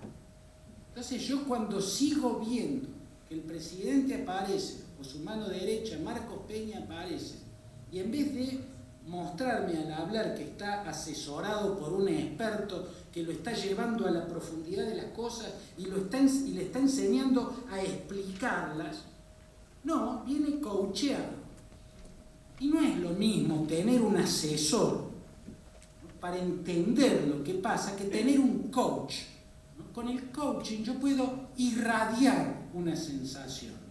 Entonces yo irradio, estemos tranquilos, vamos, bárbaro, sé que estamos en un medio, son turbulencias, ya vamos a llegar y esto va a ser fenomenal. Entonces yo trato de irradiarles a ustedes, porque a eso me ayuda el coach. Esto no es contra el coach, es algo fascinante, importantísimo, pero en estos casos lo que importa es la explicación. Yo quiero un alto funcionario que salga y explique por qué a esta altura, de tal y cual y tal ajuste, la inflación es más alta. ¿Por qué después de haber hecho esto y esto, la economía es más débil y el déficit fiscal sigue alto? Yo necesito que expliquen eso, pero que expliquen, no que irradien. Entonces yo cuando a esta altura los veo aparecer en cámara para irradiar, en lugar de explicar, digo, bueno, entonces será en todas las situaciones una persona que a medida que va hablando uno se va olvidando de lo que dice. El problema es que en esta situación ese liderazgo no sirve. ¿Cuál es la alternativa? Desde mi opinión, que es lo que usted me pregunta, volver atrás. O sea, nos falló Víctor Yushchenko. Entonces nos vamos con Yanukovych, que es volver a los prorrusos. Mi opinión es que no. Y creo, si me pongo a imaginar una elección, cómo me gustaría a mí, en este drama electoral que nos viene, es un drama shakespeariano, que tenemos mucho ahí. Porque hay dos opciones que aparentemente son las más fuertes, pero por las mismas razones podemos descubrir que son las más débiles. O sea, las encuestas, que son las razones por las que se candidatean tal y cual, también podrían ser la razón por la que tal y cual no se candidateen nada y den un paso al costado y dejen que los candidatos sean otros. ¿Por qué? Este es el extraño caso argentino. El caso argentino es un producto de la polarización siniestra, de la polarización enferma. O sea, tenemos politicofobia, nos hemos vuelto fóbicos. Yo lo que no quiero es que vuelvan tal, y él lo que no quiere es que gobierne tal. Esa aprehensión contra el otro se ha convertido en el factor dominante. Eso hace fuerte y débil al mismo tiempo a las que son las dos figuras protagónicas, Macri y Cristina. Una forma de ver las encuestas, agarro las encuestas y las veo así y digo, mira, o gana Macri o gana Cristina. Pero me parece que las tengo que poner así, para ver que pueden no ganar ninguno de los dos. Es más, lo más lógico sería que no ganen ninguno de los dos. ¿Qué quiero decir? Imaginemos que la pregunta que nos hace el cuarto oscuro, porque el cuarto oscuro nos hace una pregunta. Cuando uno entra en un cuarto oscuro, entra a responder una pregunta. ¿Cuál es la pregunta que nos hace el cuarto oscuro? ¿Quién quiere usted que sea el próximo presidente? Entonces usted contesta, agarrando una boleta con el nombre del que quiere que sea el próximo presidente y poniéndole en la urna. Imaginemos que la pregunta que nos hace el cuarto oscuro es al revés.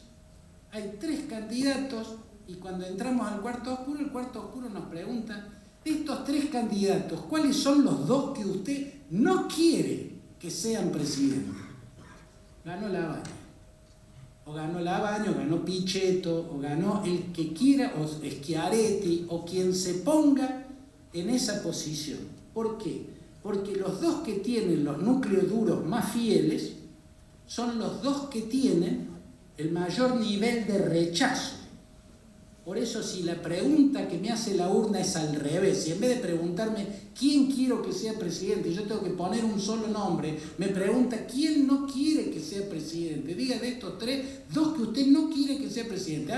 Este y este no quiero que sea presidente. ¡Pum! Entonces sale presidente el otro. Pero lamentablemente no es esa la pregunta que nos hace el cuarto oscuro. Por lo tanto, nos queda en la antesala del cuarto oscuro esperar que 2 líderes que por H o por B tendrían que entender que sus liderazgos están agotados, aunque no parezca, porque si a mí me da un piso de 35, ¿por qué tengo que pensar que mi liderazgo está agotado? Pero me lo da una feligresía.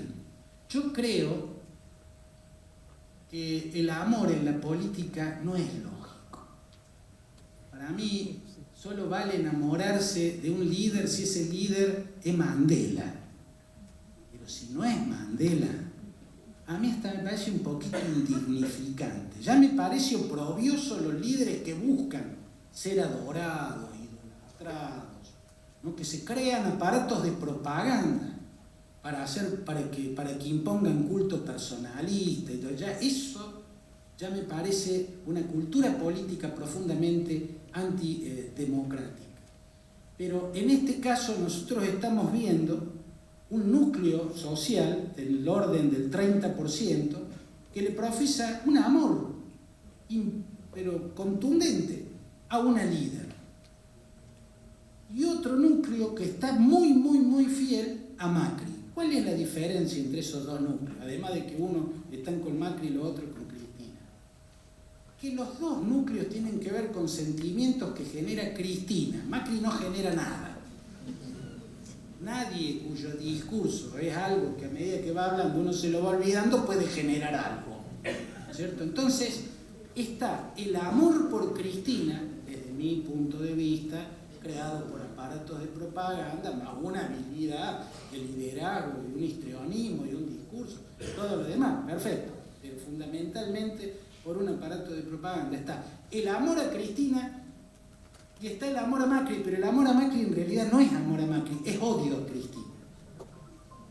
Nadie que odie a Macri no ama a Cristina, no existe. Si hiciéramos ese tipo de encuestas, descubriríamos que todo aquel que odie a Macri, siendo que Macri no da para que lo odien, ni para que lo amen, ni para que lo odien, todo aquel que odia a Macri en realidad está ejerciendo una de las formas de su amor a Cristina. Entonces lo que existe es el sentimiento que genera Cristina.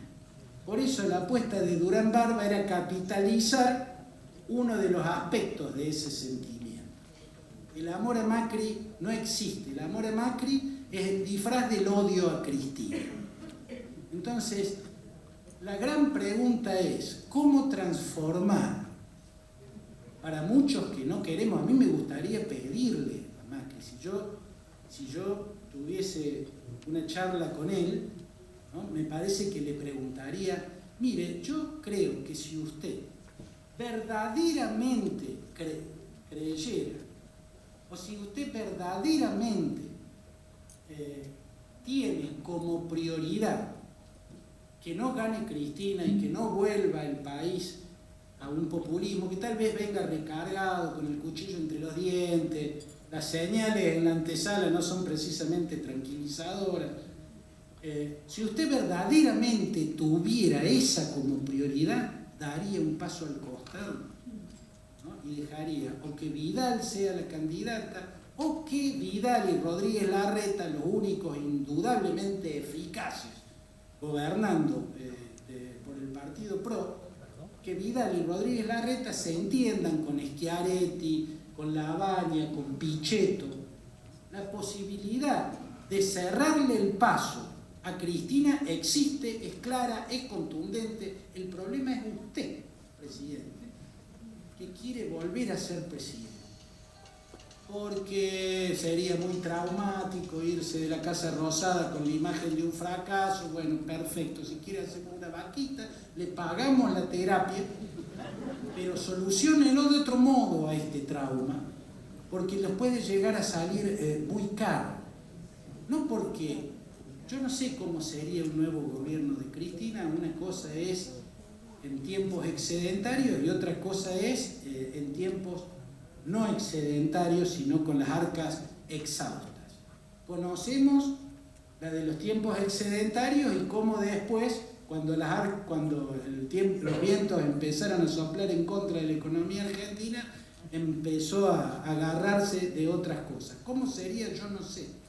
Ella es la única que sí tiene, para su feligresía, es muy numerosa, el dote del líder que describía Harry Truman. Ella sí puede convencer a un grupo grande de gente de que acepten eso que no soportan. Ella le podría decir, miren, vamos a cumplir con el Fondo Monetario Internacional, vamos a hacer un acuerdo, vamos a cogobernar con los socialistas de Santa Fe, con los peronistas federales, con los radicales, ¿no? Pero vamos a cogobernar en serio, no lo vamos a poner de vicepresidente a Cobo, le cerramos la puerta de la vicepresidencia y tiramos la llave por la ventana y no lo sacamos más. No, esta vez vamos a hacer un gobierno de consenso y de diálogo de verdad. Yo no descarto que así sea, porque tampoco veo otra alternativa. Y ella sí le puede pedir a sus seguidores, incluso lo que le pidió Jim Jones a los miembros de la secta del pueblo, el Templo del Pueblo, cuando los llevó a Guyana y los hizo inmolar en masa. Porque ella sí tiene un liderazgo sobre ese grupo de gente. Macri no tiene, no puede convencer a nadie de nada. Solo aspira al voto que odia a Cristina y que desesperadamente quiere evitar que ella vuelva. El tema es que lo que a mí me preocupa es que cuando leo el libro de Cristina, una oportunidad maravillosa para hacer pensamiento político, ¿no? Para hacer una reflexión sobre la historia, sobre la situación del mundo, sobre el hombre de hoy, sobre el país de hoy, ¿no? Para hacer incluso una lectura autocrítica. Bueno, yo lo estuve hojeando y he leído bastante y la verdad que encuentro un compendio de lo mismismo, diría yo. Practica lo mismismo, hace lo mismo que había anteriormente. O sea, un decálogo de victimizaciones y de expresiones de rencor hacia tal o cual a los que parece señalar con el dedo, entre ellos a la revista Noticias, de la que yo soy columnista editorial, aunque escribo de política internacional. Entonces, cuando uno ve que una oportunidad como esta, que es la de escribir un libro, ¿no? Se usa en esos términos y no en términos más magnánimos, más importantes, más de estadista, uno se preocupa. Si a eso le suma que lo escucho a Mempo Giardinelli decir que hay que suprimir el poder judicial y convertirlo en un servicio de justicia, y escucho a otro que arenga a que los miembros de la Corte Suprema de Justicia todos tienen que ser de los nuestros, qué sé yo, uno dice, no, bueno, esto viene mal. Otro propone no reformar la Constitución, abolir la Constitución y redactar otra. Bueno, yo tengo razones muy profundas y con algún conocimiento de la historia de la humanidad para desconfiar profundamente de los que se atreven a promover semejantes cosas, ¿no? De los que se atreven a carecer de la humildad mínima que tiene que tener un dirigente.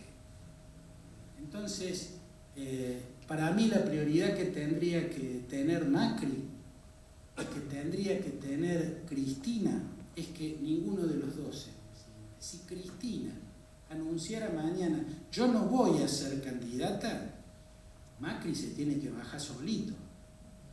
Porque Macri la única competitividad que tendría es si la candidata es Cristina. si la candidata no es Cristina, Macri, según todas las encuestas, no tiene ninguna chance. Y yo creo que viceversa.